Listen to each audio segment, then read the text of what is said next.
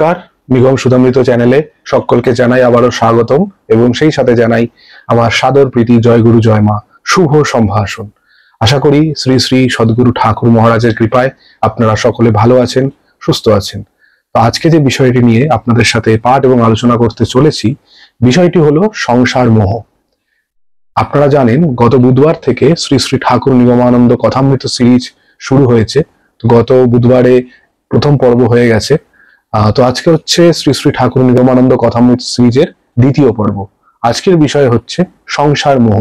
এই নিয়ে শ্রী শ্রী ঠাকুর গুরু মহারাজ তার শিষ্য ভক্তদেরকে কি বলেছেন তারই পাঠ এবং আলোচনা আজকে আপনারা সকলে শুনতে চলেছেন। তো আর দেরি না করে শুরু করছি আজকের পাঠ এবং আলোচনা, সংসার মোহ। একদিন যুধিষ্ঠির শ্রীকৃষ্ণকে জিজ্ঞাসা করেন, ভগবান, তুমি তো তোমার মোহন বাঁশরীর স্বরে সকলকে আকর্ষণ করছো, কই কেউ তো সে আকর্ষণে আকৃষ্ট হচ্ছে না। শ্রীকৃষ্ণ সে সময় যুধিষ্ঠিরের প্রশ্নের কোনো উত্তর দিলেন না। অপরাহ্নে শ্রীকৃষ্ণ যুধিষ্ঠিরকে সঙ্গে লইয়া একটা বনের মধ্যে বেড়াইতে গেলেন। বনের মধ্যে একটা গাছের মধ্যে মৌচাক ছিল। চাকের মধ্য হইতে ফোঁটা ফোঁটা মধু ঝরিয়া পড়িতেছিল। একটি লোক নিচে দাঁড়াইয়া সেই মধু হা করিয়া খাইতেছিল। মধুপানে সে ব্যক্তি এমনই মত্ত হইয়াছিল যে তার বাহ্যজ্ঞান এক প্রকার রহিত হইয়াছিল। একটি প্রকাণ্ড অজগর সর্প মুখ হা করিয়া সেই ব্যক্তির দিকে আসিতেছিল। যুধিষ্ঠির শ্রীকৃষ্ণকে বলিলেন, এই লোকটিকে তো এখনই সাপে খেয়ে ফেলবে। শ্রীকৃষ্ণ বলিলেন, লোকটিকে ডাকুন। যুধিষ্ঠির লোকটিকে ডাকিতে লাগিলেন, কিন্তু লোকটি মধু পানে এমন মত্ত যে যুধিষ্ঠিরের ডাক শুনিতেই পাইল না। যুধিষ্ঠির পুনরায় লোকটির নিকটে গিয়া চিৎকার করিয়া ডাকিতে লাগিলেন। অনেকক্ষণ পর লোকটি বলিল, আর এক ফোঁটা খেয়ে নি। কিন্তু সেই অবসরে লোকটিকে সাপে আসিয়া গ্রাস করিয়া ফেলিল। শ্রীকৃষ্ণ যুধিষ্ঠিরকে বলিলেন, আপনি সে সময় আমাকে জিজ্ঞাসা করিয়াছিলেন না, আমার বাঁশির স্বরে কেউ তো আকৃষ্ট হচ্ছে না কেন? আপনি তো এই লোকটিকে এত ডাকলেন, কিন্তু আপনার ডাক তো লোকটি শুনল না। এখানে এই সংসারটাই হচ্ছে মধুর চাক, বিষয় হচ্ছে সর্প। সংসারের মধু পানে আমরা মত্ত হয়ে ভগবানের ডাক শুনতে পাচ্ছি না। আমরা কেবল বলছি, আর কয়েকদিন পরে ছেলে উপযুক্ত হলেই তার হাতে সংসারের ভার ছেড়ে দিয়ে বাকি জীবনটা কেবল ভগবানের নাম করিয়াই কাটাবো। ছেলে উপযুক্ত হলে বললাম, পৌত্রের মুখ দেখতে পেলেই আমার সংসারের স্বাদ মিটে যেত। পৌত্রের মুখ দেখতে পেয়ে বললাম, পৌত্রের বিবাহ দিতে পারলেই আমার সব কাজ শেষ হতো। এই রূপ বলতে বলতেই মৃত্যুরূপ সর্প এসে গ্রাস করে ফেলে। দেখুন, শ্রী শ্রী ঠাকুর গুরু মহারাজ আমাদেরকে সংসার মোহনী কত সুন্দর একটা গল্পের মাধ্যমে ঠাকুর আমাদের বুঝিয়েছেন।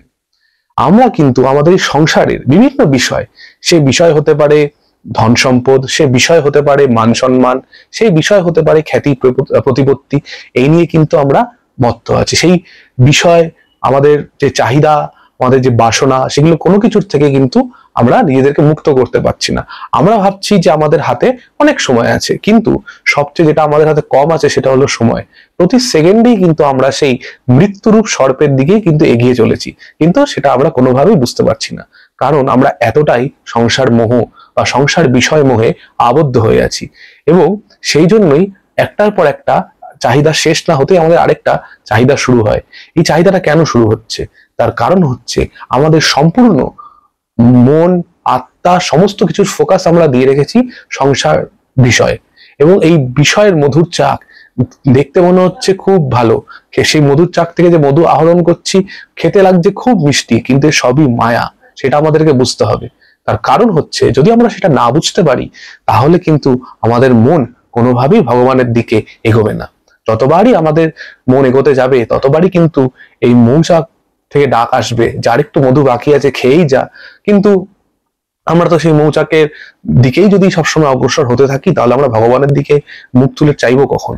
ভগবান কিন্তু সদা সর্বদা তার মোহন বাঁশির স্বরে, অর্থাৎ তার বিভিন্ন রকম, তিনি আমাদেরকে কৃপার মাধ্যমে আমাদেরকে কিন্তু তার দিকে আকর্ষণ করছেন, কিন্তু আমরা সেই আকর্ষণে সাড়া দিতে পারছি না। তার কারণ হচ্ছে আমাদের চিত্তে শুধুমাত্র সেই সংসার রূপী মোহ বা সংসার মোহটাই বিরাজ করছে।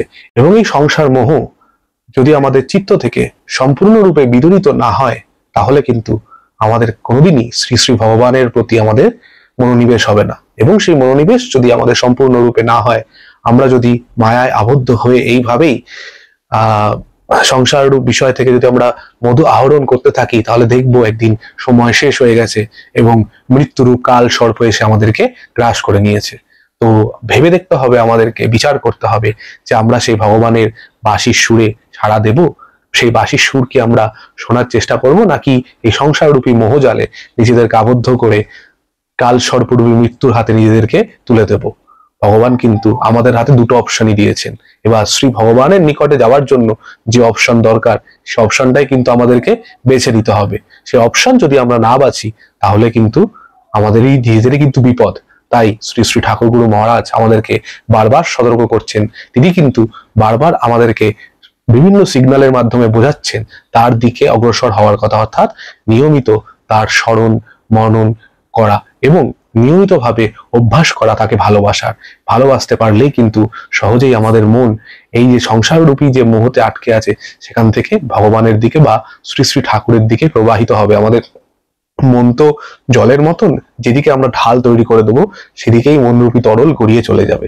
আমাদের সেই ঢালটা তৈরি করতে হবে শ্রী শ্রী ঠাকুর মহারাজের দিকে, ঠাকুরের দিকে, ঈশ্বরের দিকে, ভগবানের দিকে, যে যেভাবেই বলুক না কেন।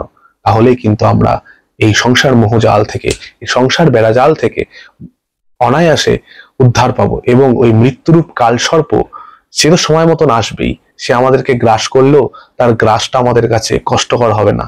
এবং কারণ আমরা অলরেডি ভগবানের স্মরণ মনন এতদিন ধরে করেছি যে আমাদের এই সমস্ত বন্ধন কেটে গেছে, আমরা প্রকৃত সত্যকে জেনে গেছি। সেই জন্য আমাদের সেটা আর কোনো কষ্টকর লাগবে না। আমরা সেই মৃত্যুরূপ করাল গ্রাসের মধ্যে পড়লেও কিন্তু সেটাকে অতিক্রম করে আমরা অনায়াসে শ্রী শ্রী ঠাকুরের সেই নিত্য জ্যোতির্ময় আনন্দ ধামে নিজেদেরকে নিয়ে যেতে পারবো। তো আজকের এই আলোচনা ছিল এটুকুই। শ্রী শ্রী ঠাকুর মহারাজের বলা কথামৃতের যে বিভিন্ন বিষয়গুলো, সেগুলো আমাদেরকে অনেক অনেক কিছু জীবনে চলার পথে শিখিয়ে যাবে। তাই সকলকে অনুরোধ করবো এই কথামৃত সিরিজটা যেন প্রত্যেকে ফলো রাখবেন। কারণ আমি যখন নিজে এটা পাঠ বা আলোচনা করি, তখন আমারই নিজের মন যেন এক অদ্ভুত দিব্য আনন্দে আমোদিত হয়ে যায়। তো আজকের মতন এই সংক্ষিপ্ত পাঠ এবং আলোচনার পরিসমাপ্তি এখানেই করছি। দেখা হবে পরবর্তীতে আবারও নতুন কোনো টপিক নিয়ে, নতুন কোনো বিষয় নিয়ে পাঠ আলোচনা আবারও হবে। যদি ভিডিওটি আজকের ভালো লেগে থাকে, তাহলে অবশ্যই ভিডিওটিতে লাইক করবেন, কমেন্ট করবেন এবং চ্যানেলে আজকে যারা নতুন এসেছেন তারা কিন্তু অবশ্যই চ্যানেলটি সাবস্ক্রাইব করতে ভুলবেন না। সাবস্ক্রাইব করে পাশে থাকা বেল বাটনটি ক্লিক করে অল করে দেবেন, যাতে পরবর্তীতে শ্রী শ্রী ঠাকুর গুরু মহারাজ সম্পর্কিত যে কোনো ভিডিও আপলোড হলে তার নোটিফিকেশন যেন আপনারা সবার আগে পান। এবং ভিডিও সম্পর্কিত আপনাদের মূল্যবান মতামত কমেন্ট বক্সে কমেন্ট করে জানাতে ভুলবেন না। তাহলে দেখা হচ্ছে পরবর্তী পর্বে। শ্রী শ্রী ঠাকুর স্বামী নিগমানন্দ সরস্বতী পরমহংসদেব, আমাদের প্রাণের আরাধ্য গুরু মহারাজ এবং মাতা ঠাকুরানী মা সুধাংশুবালা মায়ের রাতুল পাদপদ্মে আপনাদের সকলের সর্বাঙ্গীন সুস্থতা, চৈতন্য এবং মঙ্গল কামনা করে আমি সুশোভন আজকের মতন বিদায় নিচ্ছি। সকলে ভালো থাকবেন। নমস্কার। জয় গুরু, জয় মা।